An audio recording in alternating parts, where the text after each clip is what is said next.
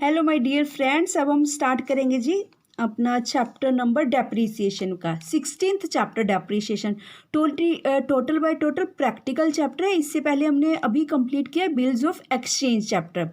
देखिए जो depreciation chapter है, अगर आप अभी तक आपने अकाउंट्स का कुछ भी नहीं किया, मान लो बेसिक्स भी नहीं किए, जर्नल एंट्रीज भी नहीं की, तो भी आप ये डेप्रीसिएशन का चैप्टर कर सकते हो। ठीक है, इसमें कोई जर्नल एंट्रीज का ज़्यादा फंडा नहीं है।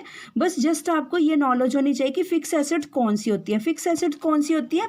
जो हम लॉन्ग टाइम के लिए परचेज करते हैं। सपोज ऑफ दैट कार, ठीक है, कार हो गया, मोबाइल हो गया, मतलब मोर देन 1 ईयर के लिए हम परचेज करते हैं। देखिए इंट्रोडक्शन पार्ट पढ़ते हैं हम इसका, डेप्रीसिएशन का most interesting and most important chapter. और सेकंड बात ये है बच्चा, क्या ये CS करो, ICWA करो, या फिर CA फाउंडेशन कोर्सेज करो, कोई भी आप अकाउंट्स का नेक्स्ट कोर्स करोगे, उसका जो बेसिक्स है डेप्रीसिएशन का चैप्टर यहीं पर मिलेगा आपको +1 की बुक में। अदरवाइज +2 या BCom फर्स्ट ईयर में कहीं पे भी इसका इस टाइप जितना theoretical portion as well as numerical portion कहीं भी नहीं मिलेगा। ठीक है, सो हम स्टार्ट करते हैं। आपने इसको बहुत अच्छे से थॉरोली समझना है, थ्योरी भी समझनी है, रीड करनी है इसकी, एज वेल एज मतलब साथ ही साथ आपको प्रैक्टिकल्स भी करने हैं। देखिए वेरी इंटरेस्टिंग चैप्टर है, बस कंसेप्ट फॉलो करना है कि किस टाइप में हम डेप्रीसिएशन चार्ज करेंगे। देखिए डेप्रीसिएशन को क्या बोला जाता है? घिसावट वैल्यू भी बोला जाता है, ह्रास भी बोला जाता है, ठीक है, हिंदी में। और चाहे CBSE की बुक है, चाहे HBSE की बुक्स है, सभी के लिए प्रैक्टिकल क्वेश्चंस भी, थ्योरी भी और सारा सिलेबस ऑलमोस्ट सेम है।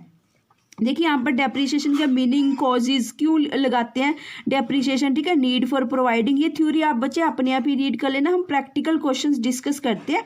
और बेसिकली यहाँ पर देखिए आपकी बुक में जो डेप्रीसिएशन के मेथड्स हैं, ये यहाँ से देखिए ध्यान से, ठीक है, आपको हर चीज़ का पता होना चाहिए कि मेथड्स टोटल कितने हैं। देखिए आपकी बुक में कितने मेथड्स दिए हुए हैं। स्ट्रेट लाइन यहाँ से नहीं, आगे जो जहाँ पर दिया है नेक्स्ट वहीं से डिस्कस करते हैं। बस यहाँ से तो आप मीनिंग, डेफिनेशन, ठीक है, डेप्रीसिएशन ये रीड कर लेना। थ्योरी है वेरी इजी सी है। देखिए ये डेप्रीसिएशन किस किस के पे हम लगा सकते हैं, चार्ज कर सकते हैं, ठीक है जी। मशीनरी, मोटर गाड़ी, फिक्स एसेट्स होती हैं, बस ये याद रखना, ठीक है। जैसे फर्नीचर है, भवन, बिल्डिंग होगी, इनके ऊपर हम चार्ज कर सकते हैं जो लॉन्ग टाइम के लिए परचेज की जाती है। इनके बेसिकली आपने मैथड्स देखने हैं अभी, ये इनके वो डेफिनेशंस है, ठीक है जी। एक संपत्ति के मूल्य में किसी भी कारण से होने वाली शनय मतलब धीरे धीरे, ग्रेजुअली एवं स्थायी कमी को ह्रास कहा जाता है। और स्पेशल फीचर्स हैं, ठीक है, ये भी कुछ आपके रीड करने वाले बच्चे, ये सभी रीड कर लेना। कॉजेज, डेप्रीसिएशन के कॉजेज भी मतलब कारण, क्यों डेप्रीसिएशन लगाई जाती है, इसका वैसे मैं आपको बताती हूँ डेप्रीसिएशन क्यों लगाई जाती है। देखिए मान लो अगर हमने कार परचेज करी बिजनेस पर्पज से ही, मान लो हमने कार परचेज करी 12 लाख की, ठीक है, 12 लाख की। अगर हमने वो 5 ईयर्स पहले परचेज करी है, ठीक है, और एकदम से उसको डिस्पोज ऑफ करना पड़ गया, तो हमें एकदम से 12 लाख का नुकसान हो जाएगा। ठीक है, आप कार मत सोचिए, कोई मशीन ले लीजिए जो प्रोडक्शन देती है, हमें आउटपुट देती है। तो हमारा जो कंपनी है, बिजनेस है, 12 लाख का इतना बड़ा नुकसान बेयर नहीं कर पाएगा, क्योंकि इतने तो प्रॉफिट भी नहीं होएंगे उस साल में। तो हमें इस नुकसान से, इस मतलब रिस्क को फेस करने के लिए हमें हर एक फिक्स एसेट पर, क्योंकि जो फिक्स एसेट्स होती है वो कॉस्टली होती है, बिल्डिंग्स है, प्लांट एंड मशीनरी या कोई भी चीज़ है कॉस्टली होती है, उनके ऊपर हम थोड़ी थोड़ी हर साल, एवरी ईयर, ठीक है, डेप्रीसिएशन चार्ज करते जाएंगे। और नेट वैल्यू बुक्स अपनी बुक्स में दिखाते जाएंगे, ठीक है, नेट वैल्यू मतलब डेप्रीसिएशन लेस करके दिखाते जाएंगे, ठीक है जी। ये इसकी थ्योरी है बाय एक्सपायरी, ठीक है। ये कॉजेज हैं सारे के सारे, ठीक है। मेन जो डिस्कस करने वाला बच्चे, मैं प्रैक्टिकल क्वेश्चन, ठीक है, मेथड्स डिस्कस करेंगे हम। नीड, इंपॉर्टेंस और objectives of providing depreciation, need, importance और क्यों, ठीक है। अपना प्रॉफिट एंड लॉस निकालने के लिए एकदम एक्यूरेट वो सब कुछ लिखा हुआ है इसमें। नेक्स्ट है जी, ये भी आप थ्योरी रीड कर लेना। Knowledge of original cost and up to date depreciation, मतलब ओरिजिनल कॉस्ट यानी कि जब चीज़ को मार्केट से जिस टाइम बिलिंग करवा के परचेज किया गया था और आज की डेट में मार्केट वैल्यू क्या है उस फिक्स एसेट की, डीमेरिट्स क्या हैं, ठीक है, जिसकी डीमेरिट्स होगी।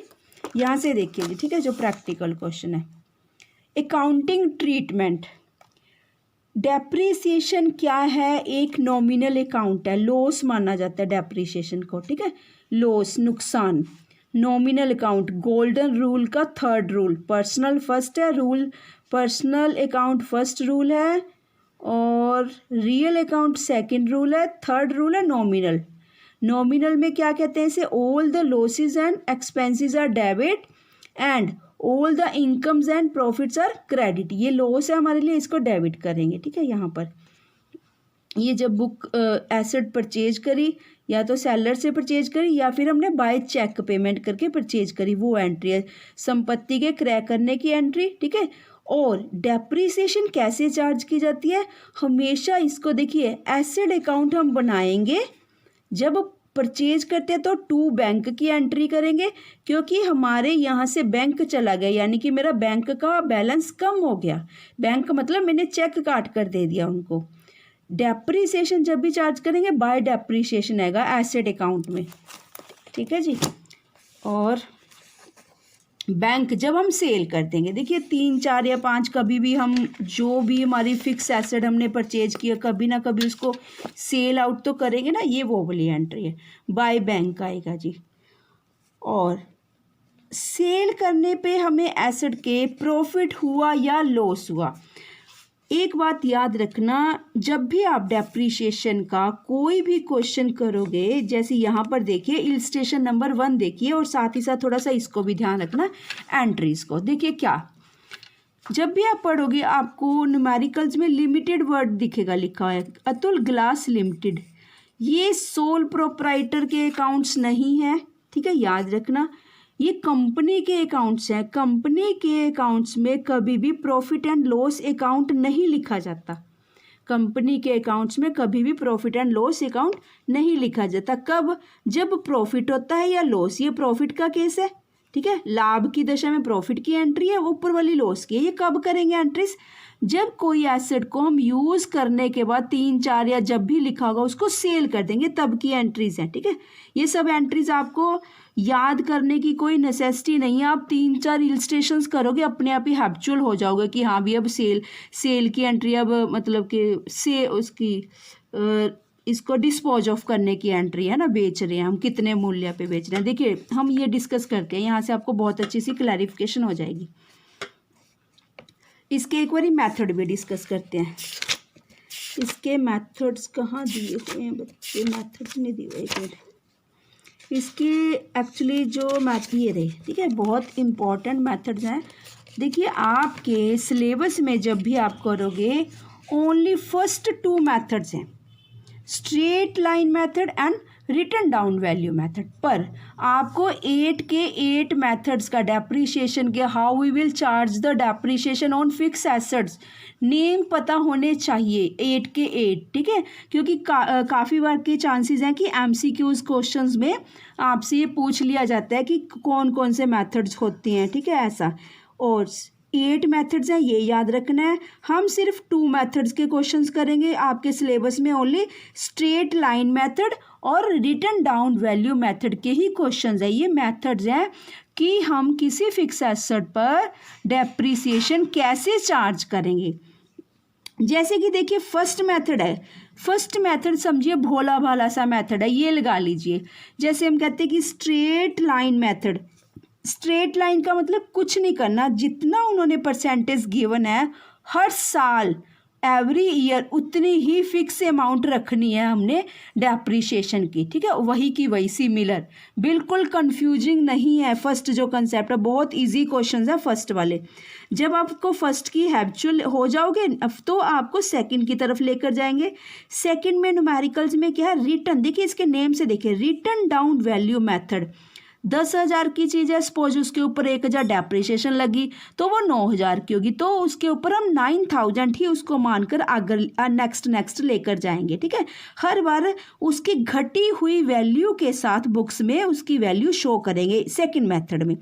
फर्स्ट में क्या करेंगे, जो डेप्रीशिएशन चार्ज करनी है, मान लो 10,000 की कोई गुड्स है, ठीक है, परचेज करी, हर बार 10,000 के ऊपर मान लो 10% के मुताबिक लगी, 1,000 डेप्रीशिएशन हुई, हर साल हम 1,000 फिक्स अमाउंट वही वाली, इसीलिए इसका रीज़न है बच्चे, इसको ना ध्यान से देखिए क्यों बोला जाता है। फिक्स इंस्टॉलमेंट मेथड भी बोलते हैं, इक्वल इंस्टॉलमेंट मेथड भी बोला जाता है, ओरिजिनल कॉस्ट मेथड भी बोला जाता है, ठीक है जी, और स्ट्रेट लाइन। यही रीज़न है, नेम से देखिए क्यों बोला जाता है।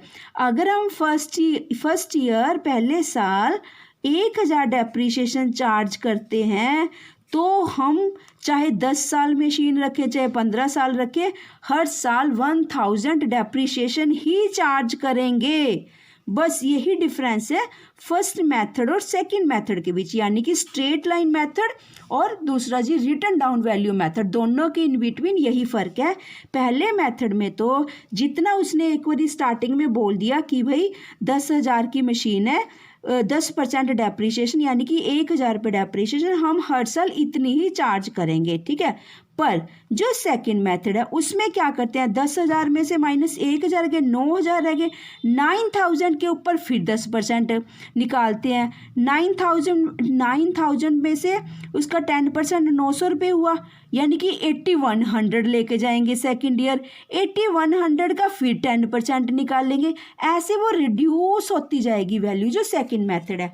यही रीज़न है बच्चे, इसको जो सेकंड मेथड है इसको रिड्यूस्ड मेथड इसी कारण ये बोला जाता है। देखिए थोड़ी सी नेक्स्ट जाके मैं अभी दिखाती हूँ, ये जो सभी आप इलस्ट्रेशंस देख रहे हो ये फर्स्ट के, यहाँ से देखिए, ठीक है, रिड्यूस वाला मेथड जो है, यहाँ से देखिए रिटर्न डाउन वैल्यू मेथड, ठीक है। फर्स्ट ईयर देखिए 10,000, बाई चांस 10,000 ही ले रखा है इन्होंने भी, है ना, हमने वैसे ही एग्जांपल ले ली थी।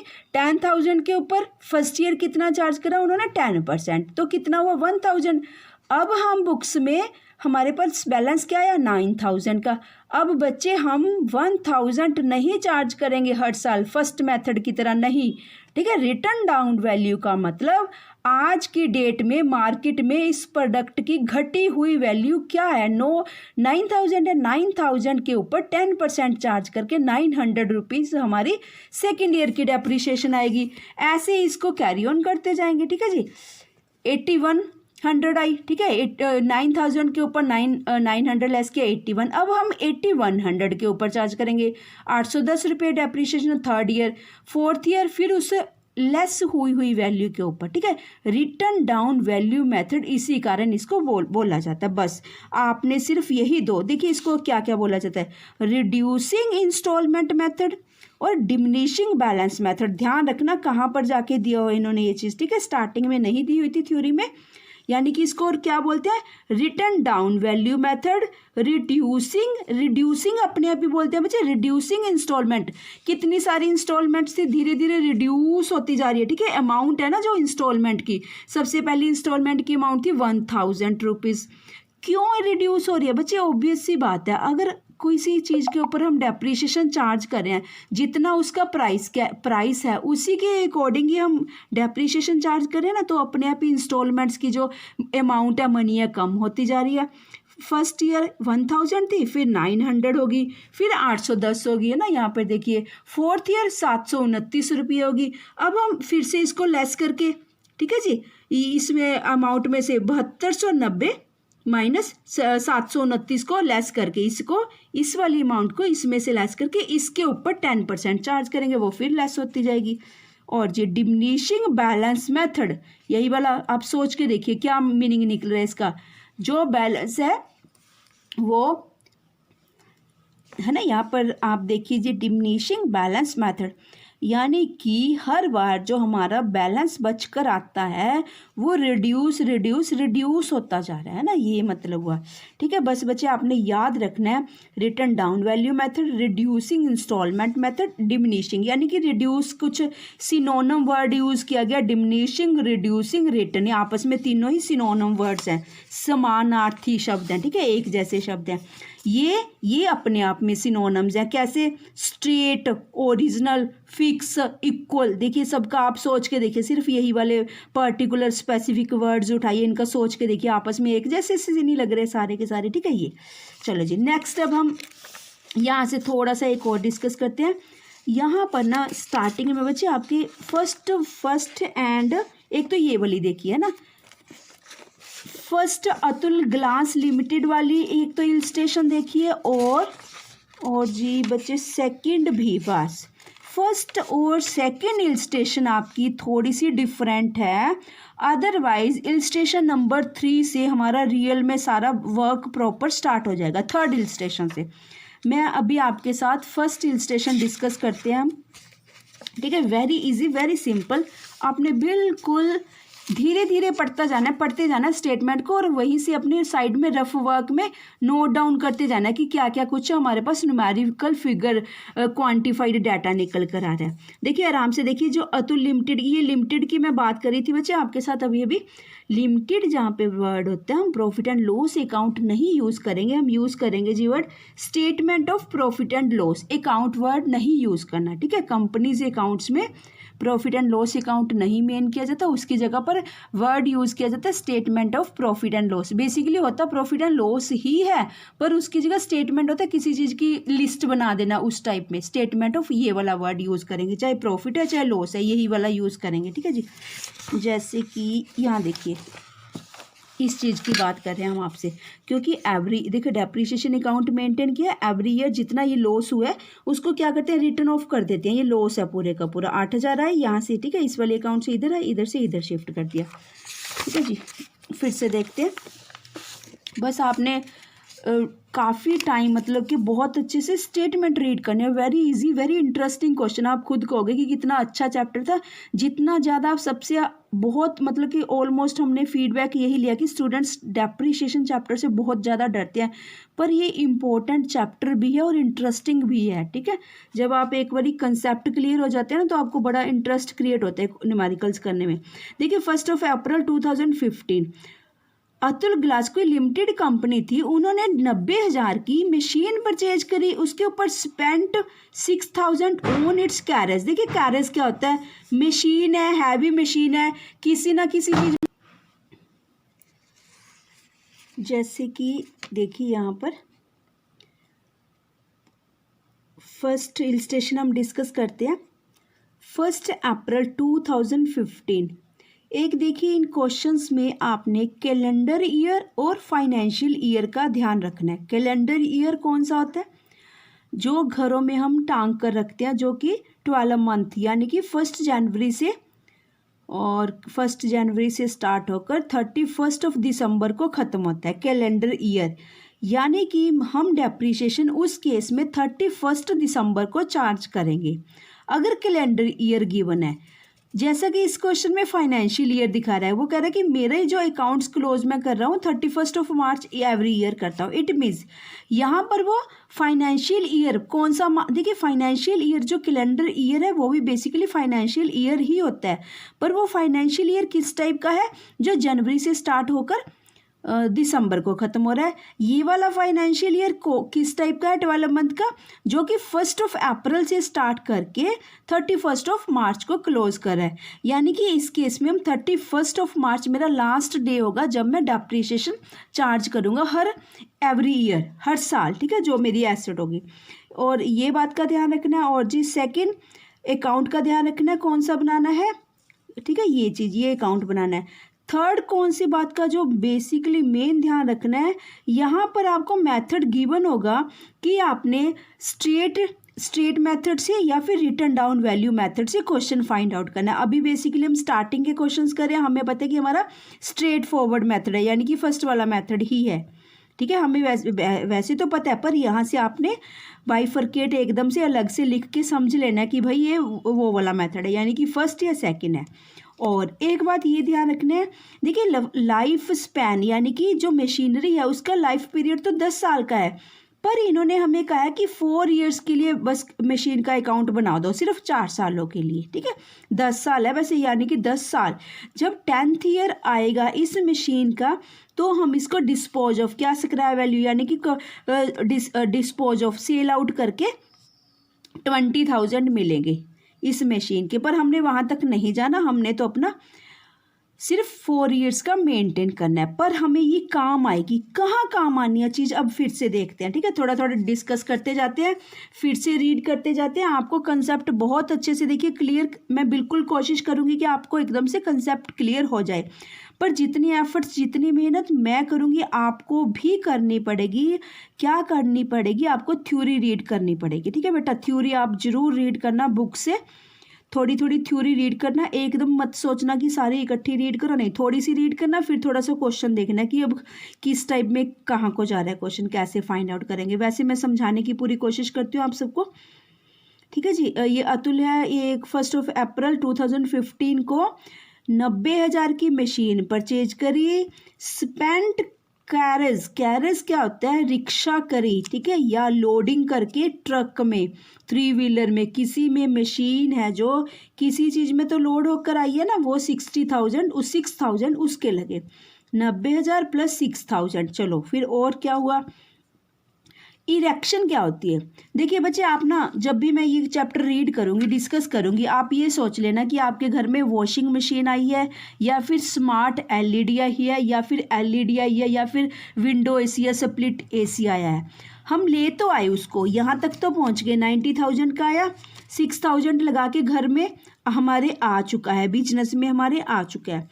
क्या वो चल पड़ेगा आते सर? नहीं चलेगा। क्या करना पड़ेगा उसको? इरेक्शन, इरेक्शन होता है उसको एस्टैब्लिश करवाने के लिए, वर्किंग कंडीशन में लाने के लिए, उसके ऊपर, जैसे मान लो washing machine, fully automatic washing machine की बात की जाए अगर, इरेक्शन होता है, उसको प्लम्बर को बुलाना पड़ेगा, इलेक्ट्रीशियन को बुलाना पड़ेगा, ठीक है, और वो अपने अपने काम करके, दोनों तीनों को इकट्ठे ही बुलाना पड़ेगा। प्लम्बर मशीन वाला बताएगा, जो मशीन की इंस्टॉलेशन करके जाएगा ना फुली ऑटोमेटिक की, वो प्रॉपर बताएगा भाई मेरे को इतना लेंथ का पाइप चाहिए पानी के लिए, ठीक है, जो 24 आवर्स पानी की सप्लाई करता रहे, ठीक है, जो फुली ऑटोमेटिक मशीन होती है।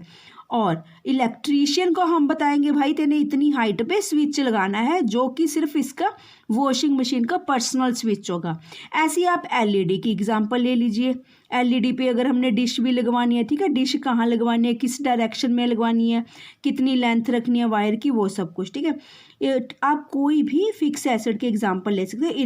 इरेक्शन का मीनिंग बस बच्चे यही है, जब तक उसको वर्किंग कंडीशन में ना लाया जाए तब तक जितना खर्च होता है वो भी सब हम मशीन की कॉस्ट में ऐड करते हैं। यानी कि मेरे पास कितना खर्च हो गया अब? 90,000 प्लस 6,000 प्लस 4,000, यानी कि 1 लाख रुपीज़।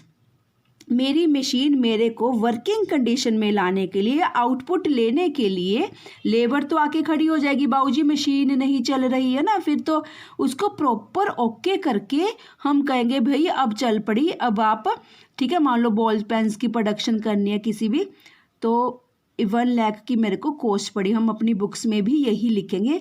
जब न्यू परचेज की जाती है कोई भी चीज़, उसके ऊपर उस टाइम जो एक्सपेंस आता है वो भी फिक्स एसेट में ऐड किया जाता है। बच्चे ये याद रखना, फाइनेंशियल स्टेटमेंट के चैप्टर में बहुत काम आने वाला ये वाला छोटा सा टॉपिक। और अगर आफ्टर 1 ईयर या 2 ईयर्स के बाद इसकी आप रिपेयर करवाते हो मशीनरी की, वो फिक्स एसेट में कभी भी काउंट नहीं होएगा, वो खर्च माना जाएगा, नॉमिनल अकाउंट में ऐड होएगा वो, ठीक है जी। चलो जी, हो गया हमें कितने की हो गया जी ये मशीन का टोटल। यहाँ पे साथ साथ अकाउंट भी देखिए, सब कुछ देखते जाना, थोड़ा सा बिल्कुल ही स्टार्टिंग है, आपको अच्छे से क्लियर हो जाना चाहिए। थोड़ा सा स्टार्टिंग में टाइम लगेगा आपको समझने में, बस फिर एकदम बढ़िया चलेगा चैप्टर हमारा। देखिए मशीन अकाउंट बनाया है यहाँ पर, है ना, टू बैंक। मशीन अकाउंट ये इसका परफॉर्मा है, डेबिट साइड, क्रेडिट साइड, या इसको पापा वाला परफॉर्मा भी बोल देते हैं, पापा वाला, ठीक है जी।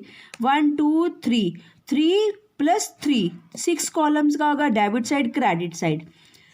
डेबिट साइड हमारी पेमेंट की साइड है, क्रेडिट साइड हमारी, ठीक है जी, रिसीप्ट की साइड है। अगर हम कुछ भी सेल आउट करेंगे इस साइड आएगा हमारा। ये डेट्स मेंशन करनी है, ईयर का कॉलम के पैरेलल कुछ नहीं लिखना, सिर्फ ईयर लिखोगे, रुपीस लिखोगे, ऐसे ही। एंट्रीज पुटअप करनी कहाँ से स्टार्ट करोगे? यहाँ से बिल्कुल जस्ट 1 अप्रैल। ध्यान रखना बच्चे, पूरा एक साल ऐसे चलेगा। ये कैसे, मतलब उन्होंने कहा है मेरा फाइनेंशियल ईयर 31 मार्च को क्लोज होता है एवरी ईयर। इट मीन्स ये वाला दिन, जो ये बात यहाँ कहेगा वही वाली बात मेरे को यहाँ नजर आनी चाहिए, ठीक है। अगर वो यहाँ पर कहता मेरा लास्ट डे यानी कि मेरा अकाउंट्स क्लोज में 31 दिसंबर को करता हूँ, तो हम यहाँ पर 31 दिसंबर लिखते, ये याद रखना। अब फाइनेंशियल ईयर इसके अकॉर्डिंग मेरा क्या बन रहा है जी, 1 अप्रैल 2015 टू 31 मार्च 2016, यानी कि पूरे 12 मंथ्स काउंट करके देखिए। अब इन 12 महीनों में क्या कुछ हुआ वो हम यहाँ पर रिकॉर्ड करेंगे, तो मेरा एक साल का पूरा हिसाब खत्म होएगा। यहाँ से हमारे पास जी ये बैलेंस आता है, यहाँ पर CD कैरी डाउन यानी कि बचा हुआ बैलेंस कैरी डाउन। फिर नेक्स्ट में हम CD है वहाँ पर BD यानी कि ब्रॉट डाउन लिखेंगे, ठीक है। पहले यहाँ पूरा यहाँ से समझते हैं, फिर नेक्स्ट पेज पे चलते हैं बच्चे। अभी यहाँ पे देखिए 90, यहाँ पर आप एक्सपेंस ही लिखोगे, ठीक है, on the time of purchase जो एक्सपेंस हुआ। मेरी कॉस्ट यानी कि 1 लाख हुई, ठीक है, ध्यान रखना। अब बिल्कुल ही लास्ट दिन, ये याद रखना 31 मार्च ही आना है।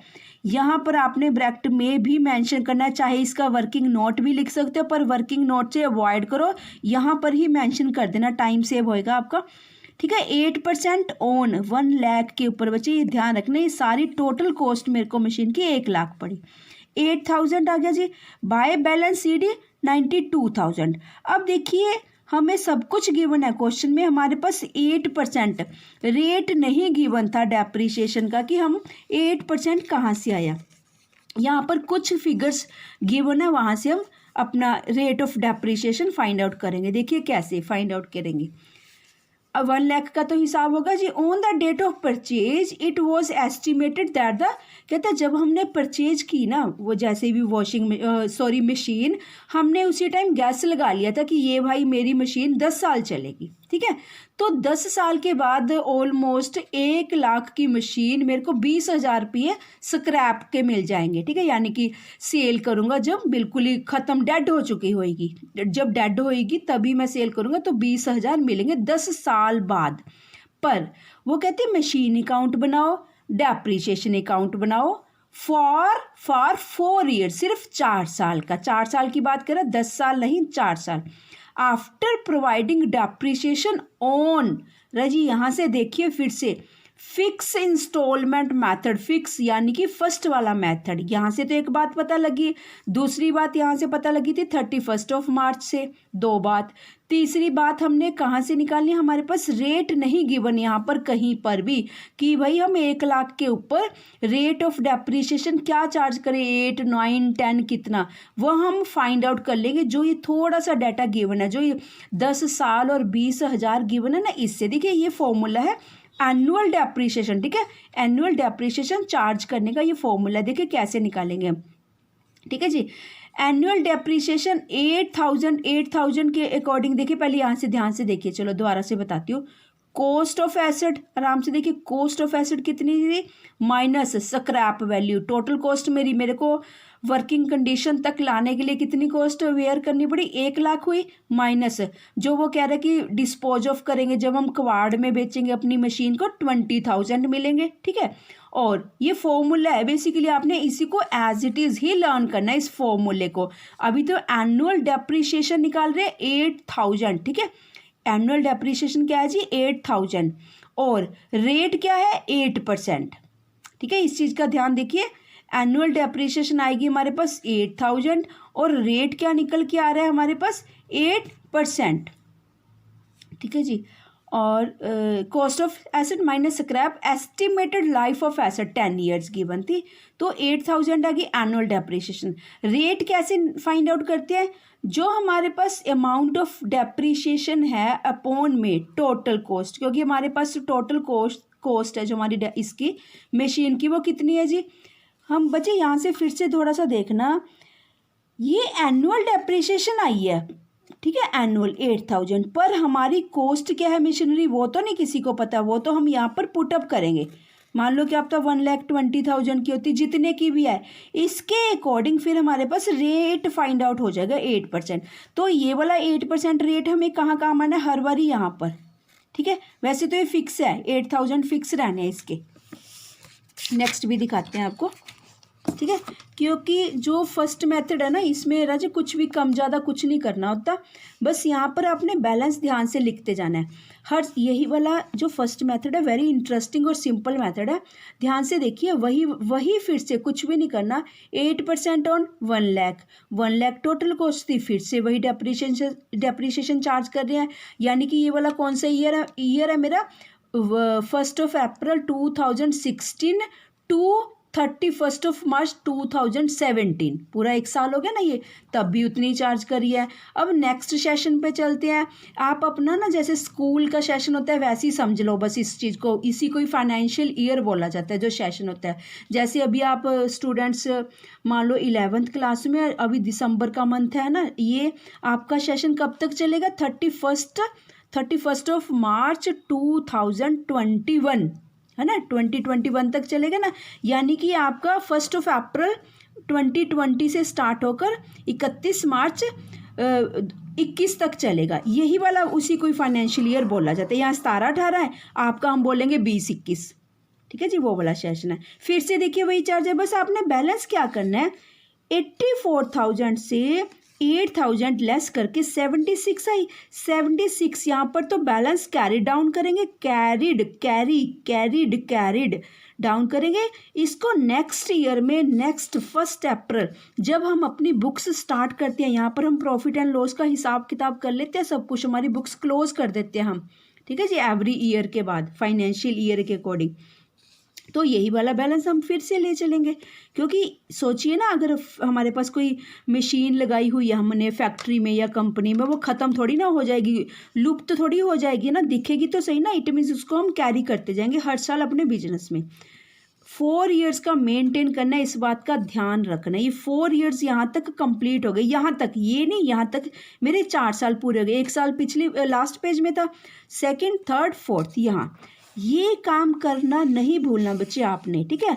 यहाँ तक डन कर दिया। इस वाले बैलेंस को आपने 2019 ही रहेगा, एक बात और रट्टा लगा लेना, ये ऐसे चलता है, ठीक है जी। आपको सिमिलर ईयर नजर आएंगे ऐसे करके, 17, 17, 18, 18, 19, 19, यानी कि कोई एक साल आपको 2 बारी से कम या ज़्यादा नहीं नजर आएगा। पूरा ध्यान से देखिए, 17 का पेयर इसके साथ बन गया, 18 का 18 का, ठीक है। थोड़ा थोड़ा आपको स्टार्टिंग में कुछ ऐसे फंडे अडॉप्ट करने पड़ेंगे, बस फिर आपको हैप्चुअल हो जाओगे, मतलब गलत नज़र देखना पसंद ही नहीं करोगे कि हाँ ये क्या लिख दिया मैंने, लिख ही नहीं पाओगे बेसिकली आप, ठीक है, जब आप हैप्चुअल हो जाओगे। ये बात का ध्यान रखना बच्चे। हमने ना यहाँ पर बैलेंस को ऐसे ही दिखाकर लेटेस्ट ईयर यानी कि करंट ईयर अब मेरा ये है, यहाँ पर दिखा के ना टोटलिंग करनी ना कुछ करना, एज इट इज़ छोड़ देना है इसको बस। और उन्होंने कहा डेप्रीशिएशन अकाउंट बनाना। देखिए डेप्रीशिएशन अकाउंट हमें कुछ नहीं कर रहा है, जस्ट हमने क्या करना है, आप कोई भी ईयर का ये उठा लीजिए, लॉस, बेसिकली 8,000 मेरा क्या है, लॉस है बच्चे ये, ठीक है। ये 15-16 सेशन है, ठीक है। ध्यान देखना, ध्यान से देखना क्या बताना चाह रही हूँ बच्चे मैं आपको। यहाँ से 1 लाख की मैंने मशीनरी खरीदी, मेरे घर से, मेरे अपनी बिजनेस से पर्सनल चेक दे दिया मैंने, इतना टोटल 1 लाख का। चलो ये तो अगर 2 बैंक है, यानी कि बैंक बैलेंस मेरा कम होगा, कोई बात नहीं, मेरे पास उसके बदले मशीन तो भी आई है ना, फिक्स एसेट, मेरी एसेट में, मेरी संपत्ति में इंक्रीज तो भी हुआ ना, पर उसके बदले मैं हर साल 8,000 रुपये लॉस में भेजता हूँ, 8,000 रुपये, 15-16 में 8,000 का लॉस हुआ। उसी टाइम हम क्या करेंगे बच्चे, ठीक है, सो दैट कि एकदम हैवी रिस्क ना हमें सहन करना पड़े। 15-16 ध्यान से देखिए, ठीक है, उधर 15-16 था, ठीक है। हमने वो डेप्रीशिएशन कब चार्ज की है, इसको नहीं देखना अभी फिलहाल, इधर मत देखना, बस इस साइड देखो बच्चे, debit side. Depreciation account open कीजिए, सिर्फ डेबिट साइड देखिए उसकी, इधर नहीं देखना। ये नई एंट्री अभी बताते हैं हम आपको इसके बारे में। वही पापा वाला परफॉर्म है, 3+3 6 कॉलम्स वाला डेबिट साइड, वही वाला डुप्लीकेट परफॉर्म है depreciation account. Depreciation account loss account है, हर साल जितनी मेरी डेप्रीशिएशन है उसको उसी टाइम रिटर्न ऑफ कर दूंगा मैं, उसी टाइम लॉस में दिखा दूंगा भाई, हर साल 8,000 रुपये लॉस में गए, चले गए। वहाँ से आई 31 मार्च को मैंने चार्ज करी थी 8,000, उसी टाइम सेम डेट को ही ध्यान रखना, कुछ भी नहीं करना आपने, सेम ही, क्योंकि मेरी क्लोजिंग डेट है ये, ठीक है ना। मैंने profit and net profit and loss find out करूंगा। नेट निकालने से पहले ये 8,000 का एक लॉस दिख रहा है, इसको भी मैं रिटर्न ऑफ कर देता हूँ सो दैट मेरे पास प्योर प्रॉफिट आ जाए। ठीक है, ऐसे ही मैंने 17 में भी करा था। 17 में मेरी 8,000 फिर से आई थी। ठीक है, देखिए ध्यान से 16 बड़ा इजी से है बच्चे, बहुत ही बढ़िया कंसेप्ट है डेप्रिसिएशन। 17 में फिर से देखिए टू मशीन अकाउंट 8,000 मैंने फिर यहाँ पर ये कौन सा उठा के लेके आ रही हूँ बच्चे, यहाँ से मैं ये देखिए यही वाली। ठीक है, फिर 17 की आ गई। 18 में 8,000 ये वाली डेप्रिसिएशन, 18 में 19 में फिर से। ठीक है, 16 17 18 19 यानी कि 4 साल मैंने यहाँ पर पुटअप कर दिए। इस वाली सिमिलर एंट्री को सेम डे सेम ईयर उसी दिन फटाफट से प्रॉफिट एंड लॉस अकाउंट में शिफ्ट कर देना। जब भी प्रॉफिट एंड लॉस अकाउंट नहीं बोलूंगी, सॉरी गलत बोल गई ना, by statement of profit and loss, ऐसे ये स्टार क्यों है वो कुछ नीचे बताना चाह रहा है, वही कंपनी अकाउंट्स की जो बात हमने while preparing the accounts of companies, क्योंकि लिमिटेड है, statement of profit account loss is prepared in the place of this. ठीक है, शेड्यूल 3 के अकॉर्डिंग है ये सब कुछ जो ये लिखा हुआ है। आपको जरूरत नहीं है सब कुछ नीचे नोट लिखने की, बस जस्ट आपने ये ऐसे लिख के बच्चे और क्या लिख सकते हो, यहाँ लॉस लिख देना और भी बढ़िया रहेगा हमारे लिए। ठीक है, लॉस हर एंट्रीज में लॉस लिख देना बस, यहाँ पर अपनी साथ के साथ इसको रिटर्न ऑफ कर दिया, काम खत्म, अपना कंप्लीट हुआ। ठीक है, ये भी होगा ये भी होगा। जो आपका सेकंड क्वेश्चन है बच्चे, बिल्कुल जो सेकंड इलस्ट्रेशन है फर्स्ट इलस्ट्रेशन की डुप्लीकेट कॉपी है। यहाँ पर बेसिकली क्या हो रहा है, जो सेकंड इलस्ट्रेशन है देखिए, कहीं जब भी हम जो हमारा बिजनेस है, हो सकता है बहुत लार्ज स्केल का बिजनेस हो या सिंपल सा स्मॉल सा। जो फर्स्ट इलस्ट्रेशन थी वो ये इशारा करी थी भाई हमारा बिजनेस ठीक ठीक है, बस एक मशीन लगा रखी है। सेकंड इलस्ट्रेशन इशारा कर रही है कि जो हमारा बिजनेस है लार्ज स्केल के बिजनेस है, लार्ज स्केल का बहुत बड़ा बिजनेस है। हमने क्या किया वो 3 मशीन्स लगा रखी है, एस्टैब्लिश करके है। ठीक है, कब कैसी खरीदी आप खुद सोचिए राजे। मशीन जब भी आप कुछ भी कॉमर्स का रीड करते हो ना, प्रैक्टिकल के साथ अटैच कर दो। हम घर में रहते हैं सपोज है ना, मान लो हमने एलईडी भी लेनी है और एसी भी परचेज करना है, और एलईडी भी लेनी है, एसी भी परचेज करना है। ठीक है, चलो बच्चों के लिए कार भी लेनी है सपोज, ठीक है, या वॉशिंग मशीन भी। तो सभी इतनी फिक्स एसेट महंगी कॉस्टली गुड्स हम एट ए टाइम थोड़ी ना परचेज करेंगे। तो 1 अप्रैल को 2015 को एक फिक्स एसेट परचेज कर ली, सपोज हमने एलईडी स्मार्ट टीवी परचेज कर ली बच्चों के लिए। चलो 1 अप्रैल 2016 पूरी फैमिली के लिए हमने विंडो अपना स्प्लिट एसी परचेज कर लिया। कुछ समय बाद जब और अमाउंट हमने पैसा इकट्ठा कर लिया, फिर हमने 1 अक्टूबर 2017 को एक और मशीनरी परचेज कर ली। तो यहाँ पर 3 मशीनरीज का सब कुछ दिखाया गया, बिल्कुल डिट्टो क्वेश्चन है राजे। पहले फर्स्ट पैराग्राफ फर्स्ट डेप्रीशिएशन निकाल के दिखा रहा है 4,000, ये वही वाला वो लगाया गया 43,000। उन्होंने 43,000 क्या थी, cost minus scrap value, cost minus scrap value over total year. ठीक है, उसकी स्पैन वैल्यू मतलब टोटल उसका कितने लाइफ पीरियड क्या है उस मशीन का, 10 साल। हमारे पास क्या आ जाएगी, पर ईयर की पर एनम की हमारे पास डेप्रीशिएशन आ जाएगी। ठीक है, डेप्रीशिएशन हम रेट की, इन्होंने यहाँ पर भी रेट फाइंड आउट करा था। ठीक है जी, यहाँ पर हमें नेसेसिटी नहीं थी बेसिकली रेट की फाइंड आउट करने की, क्योंकि हमने ये सारा डाटा यही तो उठाया था मशीन का ही। हम 8,000 डायरेक्ट लिख सकते थे। अब इस क्वेश्चन में भी हम रेट नहीं फाइंड आउट करें, डायरेक्ट जो हमारी डेप्रीशिएशन है 4,000, फर्स्ट मशीनरी की 4 है, सेकंड की 1,500 है, थर्ड की 500 रुपये है। ध्यान रखना बस, फर्स्ट और सेकंड सब कुछ बढ़िया है। फर्स्ट में एक चीज़ चलो और बता देते हैं बच्चे, वैसे हम प्रैक्टिकल क्वेश्चंस करेंगे उसमें बहुत अच्छे से डिस्कस करेंगे। आपने बच्चे और क्या काम करना है यहाँ से, देखिए हमें ना बड़ी कन्फ्यूजन हो जाती है कि फर्स्ट मशीनरी कौन सी थी, सेकंड थर्ड कौन सी थी। अभी हमने बिल्स ऑफ एक्सचेंज का चैप्टर किया जिसमें 3 4 बिल्स की कन्फ्यूजन होती थी, उसको हम बाइफरकेट करने के लिए, कैटेगराइज्ड करने के लिए 1 2 3 रोमन लिख लेते थे रोमन्स में। यहाँ पर भी बच्चे आपने वही करना है। फर्स्ट मशीन ये वाली है, इसका नाम लिख लेना 1 कैसे लिखोगे, जब आप 2 बैंक करते हो यहाँ पर। ठीक है, 2 बैंक करते हो, इसको यहीं पर ही 1 मान लिख लेना है 1, बस इसको 1 से ही इंडिकेट करते जाना है 1, ये 1 की यानी कि फर्स्ट मशीन की डेप्रीशिएशन है। ठीक है जी, यहाँ पर इसका नेम 2 दे देना बच्चे आपने, 2। ठीक है, 2 बैंक यानी कि अपने अभी 2 बन गया, देखो है ना। फर्स्ट मेरा ऊपर वाली मशीन का है, ये वाली फर्स्ट का डेप्रीशिएशन है 2, टू का हो गया बैलेंस, ठीक है। कैसे लेस करते हैं, ये कैसे आया है सब कुछ, वही वाला plant and machinery account maintain किया गया है। सबसे पहले हम 1 अप्रैल इसकी एंट्री करेंगे। डेप्रिसिएशन फिक्स है मेरी तीनों की तीनों साल के ऊपर, ध्यान से देखिए बेटा। 4000 फर्स्ट ईयर की है, सेकंड की 1500 है, थर्ड की 500। ध्यान से देखिए, तभी इसको हमने रोमन से कैटेगराइज करते चलते हैं सो दैट कि हम अपनी डेप्रिसिएशन एकदम क्लियर। फर्स्ट की 4000 गिवन है, सेकंड की 1500 है, थर्ड का केस अभी आया नहीं है क्योंकि थर्ड हम कब परचेज कर रहे हैं, हम कर रहे हैं जी 1 अक्टूबर 2017 को। इस बात का ध्यान रखना। देखिए वो तो प्रॉपर फाइनेंशियल ईयर के अकॉर्डिंग परचेज कर रहे हैं फर्स्ट और सेकंड मशीन। जो थर्ड मशीन है ना, हम कब परचेज कर रहे हैं, 1 अप्रैल, यानी कि अप्रैल मई जून जुलाई अगस्त सितंबर, 6 मंथ निकल गए, 6 मंथ बच्चा निकल गए हैं। अक्टूबर में परचेज करें, यानी कि डेप्रिसिएशन कितनी चार्ज होगी, 500 का हाफ, 500 तो पूरे कंप्लीट ईयर की है ना, 500 अपॉन 2 लगा दो, या कर दीजिए 500 इंटू 6/12, ठीक है। सेम ही बात है ना, 6/12 लगाओगे फिर भी हाफ, यानी कि 250 रुपये डेप्रिसिएशन लगेगी सिर्फ इस साल, यानी कि 1 अक्टूबर 2017 में, क्योंकि लेट परचेज करी है उसने। पर डेप्रिसिएशन चाहे अक्टूबर में परचेज करे, कब मर्जी परचेज करे, डेप्रिसिएशन तो हम चार्ज करेंगे ही करेंगे।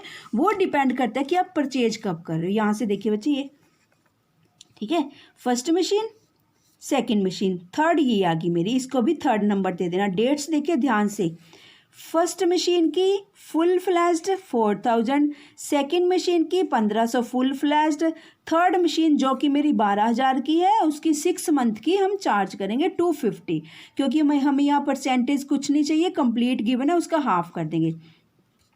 अब बैलेंसिंग कैसे करते हैं, 35,000 माइनस 4,000 31,000, 23,500 माइनस 1500, ठीक है 22,000, 12,000 माइनस 250 रुपीज़ 11,750। ये मेरे पास बैलेंस CD आया है बच्चा। इसी को ही हम 1 अप्रैल 2018 नेक्स्ट ईयर, ठीक है, ब्राउट डाउन करके ले जाएंगे इसी वाले बैलेंस को। फिर से देखिए ध्यान से, वेरी इंटरेस्टिंग क्वेश्चन है बच्चे, अगर ध्यान से करो।